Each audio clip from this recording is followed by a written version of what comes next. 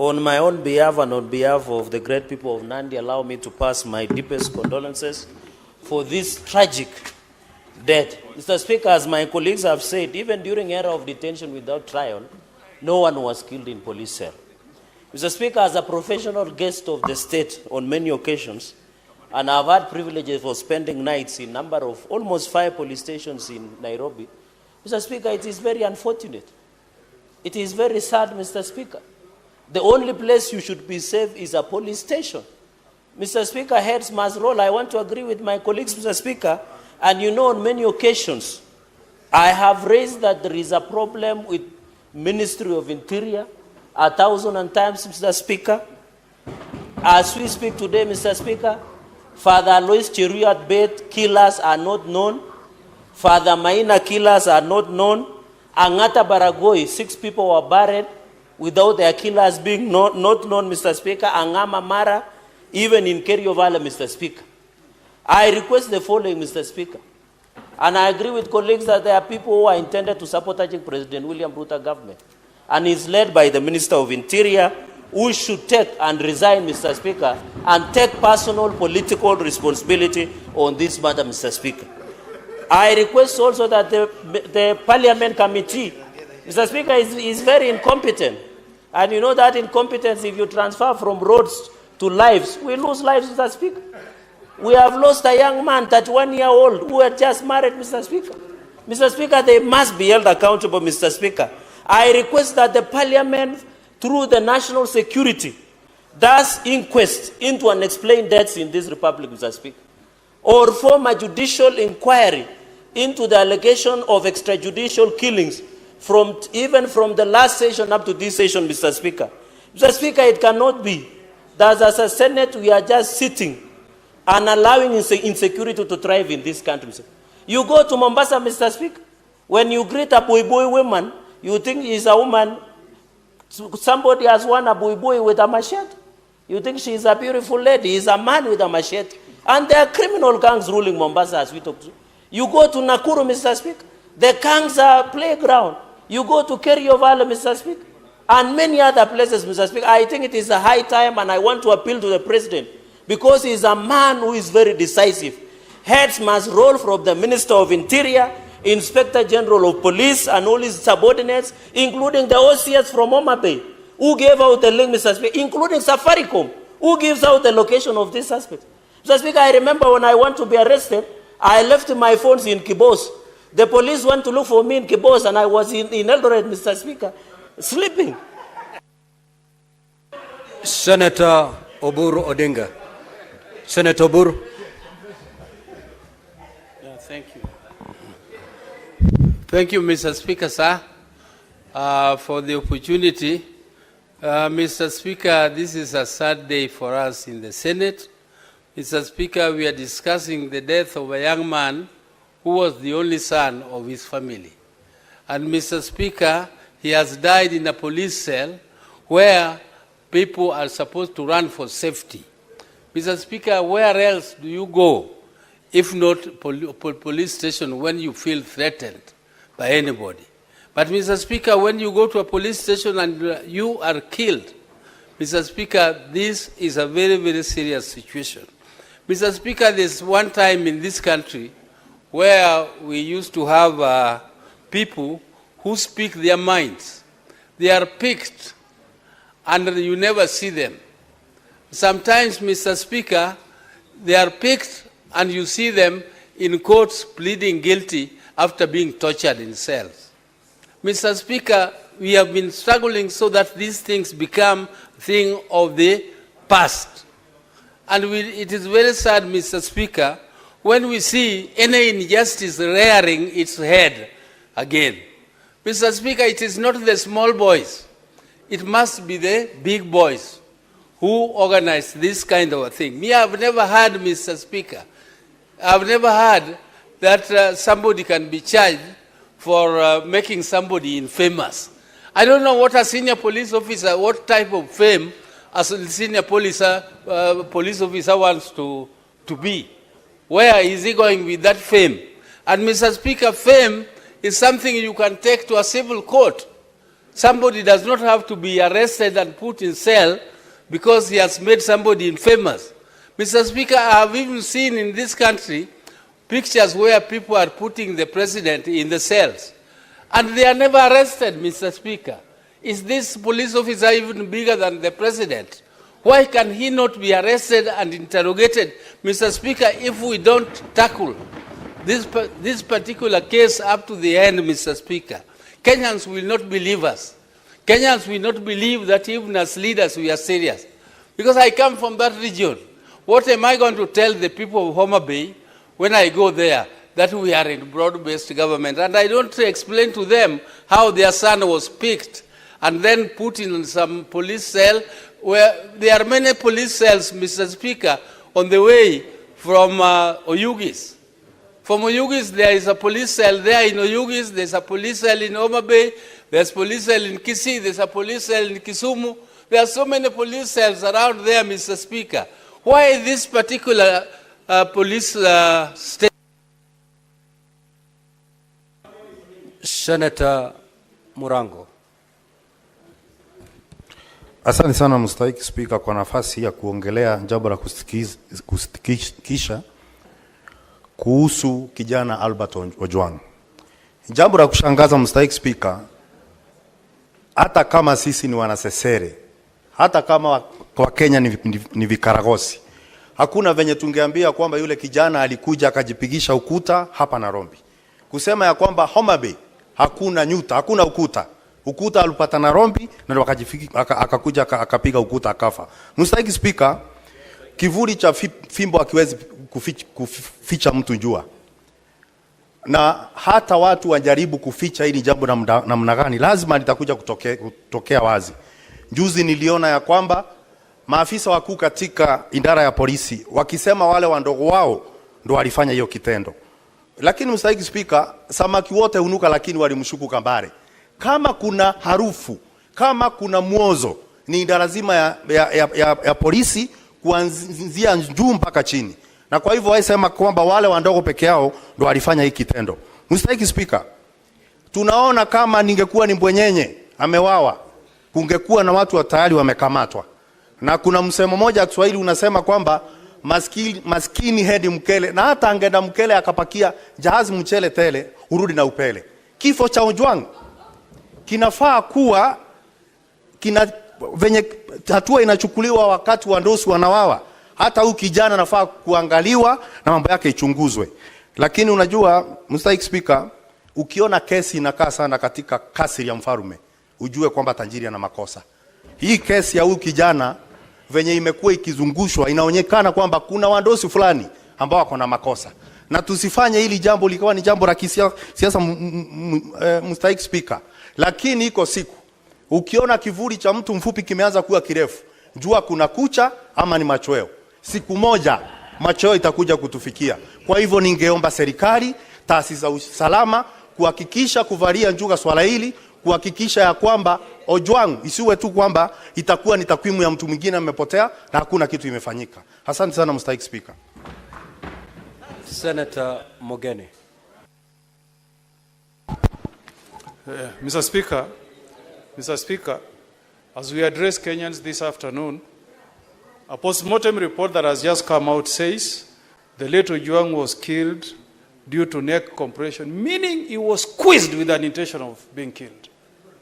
That he suffered soft tissue injuries spread all over the body, meaning a gang inside a police cell in the Republic of Kenya was used to murder this young boy. And then he had head injuries. The conclusion, Mr. Speaker, from 5 pathologists associate these injuries with external forces inflicted in keeping with assault. Mr. Speaker, you are a lawyer. Assault means, Mr. Speaker, that in the Republic of Kenya, we have police officers who arrest citizens, assault them, murder them, and we are behaving like it's normal. Speaking for 3 minutes in the Senate of the Republic of Kenya. Mr. Speaker, this is a serious matter. This is a matter that can bring a revolution, Mr. Speaker. We cannot tolerate, Mr. Speaker, a situation, Mr. Speaker, where a government that is supposed to take care of citizens is watching as we murder innocent citizens in a police cell. Picture this. This young man is the sole child of aged parents. This young man is living behind a wife with a child who is 3 years and another one is 3 months, Mr. Speaker. If this cannot prick our conscience, what will, Mr. Speaker? We cannot allow this, Mr. Speaker. We get abused on social media every day, Mr. Speaker. I've even seen occasions where even the president himself, Mr. Speaker, has faced attack on social media, Mr. Speaker. But you don't react by murdering people, Mr. Speaker.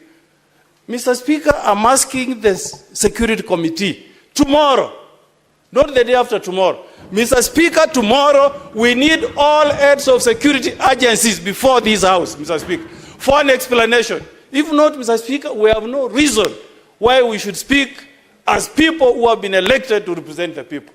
There cannot be a case like this, Mr. Speaker, in a country that is democratic, that is independent, Mr. Speaker. Mr. Speaker, I'm speaking with a lot of anger because I'm a father, Mr. Speaker. How would you feel if it was you, Senator? Picture yourself, your child being arrested all the way from Nyanza, brought to Nairobi and killed in a police station. If that had happened, Oburu Odinga, he will not be here, Mr. Speaker. Even Raila Odinga will not be alive today if successive governments behave the way we are behaving, Mr. Speaker. These are extraordinary times, Mr. Speaker. At the end of this statement, Mr. Speaker, we expect you to issue directive that Senator Nyamu. you've been given. Change your mind. Mr. Speaker, thank you, Mr. Speaker, for this opportunity.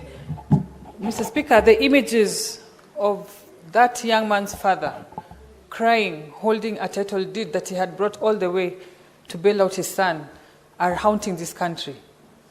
We cannot shake off those images. They keep recurring in our minds, Mr. Speaker. And you can imagine what is building up in Kenyans right now. What is shocking, Mr. Speaker, is that even after driving him 400 kilometers from Kisumu, he was not booked in the occurrence book, even as he lay in the cells. That in itself is a red flag that points at the intentions of the officers who arrested him. As we speak, police officers concerned have been indicted. What that means is that as much as they will not continue to carry out their duties, they will continue to earn half their salary. Mr. Speaker, that is dancing on the grave of that young man. We want those police officers implicated discontinued from police service immediately. We want them to take a plea. We want them to be charged. And the complainant, who is a DIG of police, we are very disappointed. We are embarrassed that you are so intolerant. Mr. Speaker, right now I am trending because I goofed, maybe, by politicizing the matter. I have been trolled, but I have not. I cannot fathom getting such anger to an extent of even trying to be vengeful with anyone who is trolling me, for example. Mr. Speaker, as a country, as my colleagues have said, we are treading very dangerously, and we want the president to take charge of this situation. He has committed time and again that he will protect the youth of this country and he will protect their future. We are watching. Mr. President, the country is watching. We want to see how you handle this matter because that is going to tell us a lot about you. Thank you, Mr. Speaker. Senator Kajwang. Mr. Speaker, Albert Omondi Ojwang comes from Kokwanyo Kakelo Ward in Kabondo Kasipul in Homa Bay County. People are shedding tears here. I am mourning someone from my county, someone from the county I represent. Mr. Speaker, I have buried too many young people following the Gen Z protests just 1 year ago. Mr. Speaker, I buried close to 7 young people who were killed. Some of them were discovered in quarries, extrajudicial killings, and enforced disappearances. Mr. Speaker, in the post-election violence, I buried close to 10 young people, again extrajudicial killings. Mr. Speaker, during the protest when Raila came back from the United States, I buried almost 10 people who were killed by the police. We have felt the pain. We have shed tears. Mr. Speaker, these must be brought to a close. The problem I have with Parliament today is that we are mourning like we have no hope. We are speaking here like bloggers are speaking out there. Parliament is the one that vetted the Inspector General of Police, Mr. Speaker. And as a result, the Inspector General of Police is answerable, is accountable to this House. Mr. Speaker, tomorrow, the Inspector General of Police should be here, must be here. This gentleman did not die. This gentleman was killed, Mr. Speaker. If you look at the definition of to be killed and to die, this gentleman was killed, murdered by the police, who are supposed to be the custodians and the safeguards of law and order in this country. Mr. Speaker, on 25th of June, we'll be marking the first anniversary of the Gen Z protest. I want to challenge Senator Cheriot and Senator Minority Leader. You brought a motion to this House last year in June. We said a lot of things. We said a lot of English. Let us mark the anniversary of 25th June in this Parliament. Because the other House, everyone ran away. We were the only ones who were here. Let us come back here, take stock of the things we said. We talked of extrajudicial killings. We talked of enforced disappearances. We talked of corruption. We talked of tribalism. What have we done about it? Mr. Speaker, this is a shameful act.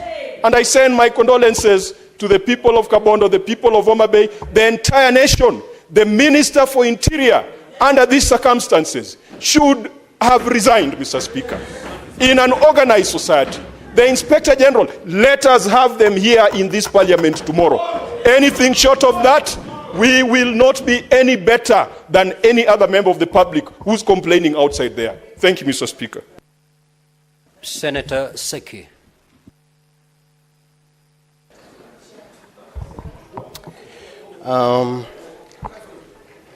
Thank you so much, Honorable Speaker. I also want to bring my heartfelt condolences to the family of Albert Ojwang and the entire nation when we have a very sad day today. Honorable Speaker, it is true, we don't know where to start and we don't know what to say. Because if a young man, Ojwang, can die in a police cell with an excuse of committing suicide, and people would dare to say that, and we have a number of Kenyans who have died in the hands of police, Honorable Speaker, remembering the Angata Barikoi citizens who died in the hands of the police with a bullet. Just recently we had a number of members of the community of Majimoto in Narok again who died in the hands of police with bullets. Just recently, a day ago, in Nakuru, somebody was shot. Honorable Speaker, I think this one is becoming too much to Kenyans to bear this. We want, as most of our colleagues have said here, we want to demand, Honorable Speaker, the IG, whom I participated to his vetting, to his interviews in the Committee of National Security, we want him in this House. We want to demand him not later than tomorrow. so that we're able to ask him, because the responsibility stands and the buck stops at him. And the president should also take this, because everything is the commander of the armed forces. He needs to take responsibility on the same, because we cannot keep having Kenyans dying in his watch and there is no action. Honorable Speaker, I want to stand on that, but I want also to support this statement fully, and action must be taken. Thank you, Honorable Speaker. Senator Mwaruma. Asante Mheshimiwa Spika kwa hii fursa umenipa ili kuchangia hii hoja ya kifo cha Albert Ojwang. Albert Ojwang alikuwa ni mwalimu ambaye alifundisha shule moja inaitwa Kituma kule Burawad, Taita Taveta, na mtu ambaye nilimfahamu. Mheshimiwa Spika, nimehuzunika sana kwa hii kifo, kwa sababu Albert Ojwang vile tumeambiwa ni kwamba alikuwa mtoto peke yake katika hiyo familia. Na najua baba yake alikuwa ni maskini vile tumeona katika vyombo vya habari, na alitegemewa na babake na wazazi wake ili abadilishe maisha ya ile familia. Mheshimiwa Spika, ni jambo la kutamausha na kuhuzunisha sana, kwa sababu alibeba kutoka Homa Bay na kuja mpaka police station huku Nairobi, kama hakuna vituo vya polisi kule Homa Bay. Na Mheshimiwa Spika, ni jambo la kuhuzunisha ya kwamba asasi za usalama zinatumika ili kunyamazisha Wakenya kwa sababu ya kuongea ukweli. Mheshimiwa Spika, kama mambo hayaendi vyema ama hayaendi sawa, watu lazima wawe na uhuru wa kuongea. Mheshimiwa Spika, tusirudishwe miaka ya zamani Mheshimiwa Spika, kwa sababu sasa tumeenda mbali sana. Na Mheshimiwa Spika, zamani nakumbuka wakati wa miaka ya 90 ilikuwa ukiongea ulikuwa unaangalia nyuma, na hata mkiwa kwa nyumba mnasema kwamba kuta zina masikio, kwa sababu kulikuwa na kila mahali watu ambao walikuwa wanaitwa maspai. Mheshimiwa Spika, hatutaki kurudi hayo maeneo. Mheshimiwa Spika, ni lazima uchunguzi ufanywe vizuri. Mheshimiwa Spika, katika hii nyumba nilileta statement Mheshimiwa Spika, ambayo haijapata suluhu bado, haijapata majibu bado, ya mtu ambaye aliuawa kule kwetu Veruga ndani ya mikono ya polisi akiwa seli. Mheshimiwa Spika, Mwangoji wameeliza aliuawa pia, na mpaka saa hizi Mheshimiwa Spika, kamati husika haijaleta ripoti kamili, na ningependa kushinikiza Mheshimiwa Spika kwamba hiyo ripoti iletwe ili tujue Mwangoji alifanya nini, alifanya makosa gani, na ni kitendo gani kilifanywa na wale polisi ili yeye kufa katika mikono ya polisi. Mheshimiwa Spika, lazima hili swala liangaliwe kwa undani, lakini Mheshimiwa Spika, ningependa kusema Wakenya wasinyamaze wakati kuna mambo ya wakashifu, kwa sababu ni haki yao ya kuongea, na ni haki yao baada ya wameongea walindwe. Si kusema kwamba ukiongea ukweli kwamba hautalindwa. Mheshimiwa Spika, lazima Kenya turudi na tujue kwamba tuko na katiba mpya ambayo inalinda kila Mkenya. Kwa hivyo Mheshimiwa Spika, kulikuwa na nguvu na uwezo wa Albert kupelekwa kotini, mwalimu Albert kupelekwa kotini na kufungulia mashtaka, si kumua Albert ndani ya jela. Mheshimiwa Spika, kwa hayo machache Mheshimiwa Spika, na Senator for Meru County, Senator Kathure. Thank you, Honorable Speaker, also for this opportunity to give my condolences to this young soul, which you have lost in a very, very cruel circumstances, Honorable Speaker. Honorable Speaker, Kenya is bleeding this afternoon since we learned the death of Albert. And Mr. Speaker, as my colleagues have clearly put it, the Committee on Security of this House, let us lead by example. Chair Fatuma Nduro should suspend any other activity that they have for this week. Now I'm speaking as the chair of the Liaison Committee with the powers bestowed to me by the committee and the standing orders. No. That is why, Honorable Speaker, when we have matters such as matter as this, at least the chair or the vice chair should be recording notes of what the members are saying. so that whatever they do in the committees, they will get input from the members, the senators. What we are saying here, we are not just talking in vain, but they should be here to take notes, so that when they meet the IG of police and anybody else, they have facts and issues that they should raise with them. I don't want to communicate to you directly, Senator Nduro, but thank you for coming back, because what we are discussing is a matter of national importance that needs a lot of attention. So I was saying that maybe this week you should suspend any other activity that you have as a committee and then deal with this matter perpendicularly.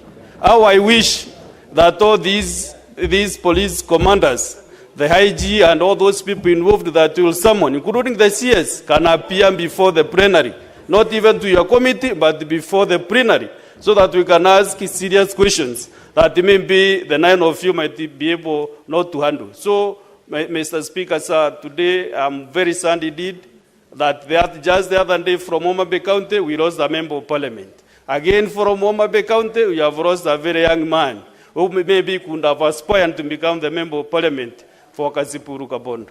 So, Mr. Speaker, I think this is a matter that needs a lot of attention. It is an afternoon that we really need, not even to talk about parties. Whether there is an agreement, coalition agreement, or broad-based agreement or not, no Kenyan should die in a political cell. So don't tell us about the agreements on political parties. No, we are talking of a Kenyan, a young man who has passed on. So let's forget about the parties. Forget about whether I'm in UDA or not. UDA also condemns with the strongest terms possible this death of this young man.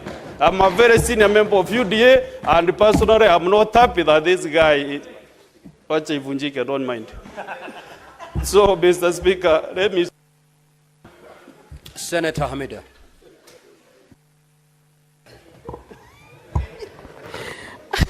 Thank you, Mr. Speaker. It is sad, indeed, Mr. Speaker. I am deeply saddened by Albert's death. Mr. Speaker, when we talk about, I'm sure all of us will be talking about Albert's death, Albert's soul to rest in peace. And I'm just wondering, is his soul going to rest in peace really? After all what happened? Did he really deserve what happened to him? Freedom of expression, Mr. Speaker, must never be a death sentence. It shouldn't. And you can imagine a young life that has been lost. It is sad indeed. We call for a thorough investigation, Mr. Speaker. Albert's voice should not be silenced. I feel strongly, and I really appeal for justice, Mr. Speaker. The OCS, I hear the OCS has been interdicted, but does that mean anything? Does it really mean anything? He has just been, the story remains the same. It is sad indeed. It is devastating for this loss of a young life. Mr. Speaker, I feel that, let us just stand by justice. It is painful, Mr. Speaker, as I speak. I don't have words for such. For someone just to be in a cell and died suddenly, with a lot of story and banging his head. I feel, the story does not add up in any way, Mr. Speaker. By justice delayed, Mr. Speaker, we say it's justice denied. Can this story, like we said, can it be done as soon as possible? Can it be tomorrow, not even if not today, Mr. Speaker? I stand with the family, and I feel the pain, and we hope that his soul is going to rest in peace only after the justice has been done. I feel my heart goes to the family of Albert, Mr. Speaker. I support my colleagues. Mr. Speaker, seriously, I don't know. I am so deeply saddened. I feel so pained that I don't know how to express myself in this one, Mr. Speaker. May his family have strength and comfort, go through strength and comfort during this time for the loss of their son. Thank you, Mr. Speaker. Senator Abbas. Thank you, Honorable Speaker. Honorable Speaker, first and foremost, I want to join my colleagues to send condolences to the family of Albert Ojwang and the people of Homa Bay.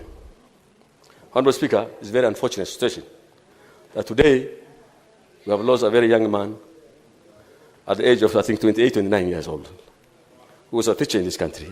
Honorable Speaker, it's very unfortunate. Albert was driven all the way from Homa Bay, 350 kilometers. In Homa Bay, we have police stations, we have courts, we have high courts. I don't know why this man was driven all the way, the late, up to Nairobi. That means somebody was ready to see him finished or dead. Honorable Speaker, those who are interdicted, the officers that are interdicted, are today denying that some of them are not in opposition, are not even on duty. And therefore, it means there is something hidden in this place. And it's over 20, I think since this government took over, 20 Kenyans died in police cells. That is where we were supposed to run to, where people have to seek security. But unfortunately, the way we lost young ones in the police cells is very unfortunate, Mr. Speaker. Honorable Speaker, I think the Kenyan police want to see this country go into chaos. I think they want to see this government fails. Because every day we're hearing people are being killed and being shot. The police, I think, are going slow to show the world that they want to see the current government is not in support of their life or whatever. I don't know what's the problem. However, my Honorable Speaker, if this has happened, I think the highest leader of the security must resign in this country. That is the minister, the PS, and the CIG should all resign to show that this matter must stop. Not only suspending police officers who are very junior officers. Honorable Speaker, if the government feels they cannot tolerate comments, this guy only tweeted something, then these social things like TikTok and WhatsApp, this should be banned in this country now instead of killing young men. I think that's the only best way. If you cannot tolerate comments, then they should buy the social ethics. Honorable Speaker, finally, I want to request you, in solidarity with the family, through you, Honorable Speaker, this House will observe 1 minute silence in support of the family. Thank you so much. Senator Onyonka Richard. Mr. Speaker, I, with a lot of humility, accept the possibility that you have allowed me to vent on this matter. And I want my colleagues in this House to listen to me carefully. I have frequently been on public saying that we need to stop killing our children, that we must accept that we are the ones as adults in the House who have been messing up in this republic. Mr. Speaker, I have listened to all of us discuss in this House, and I hear everyone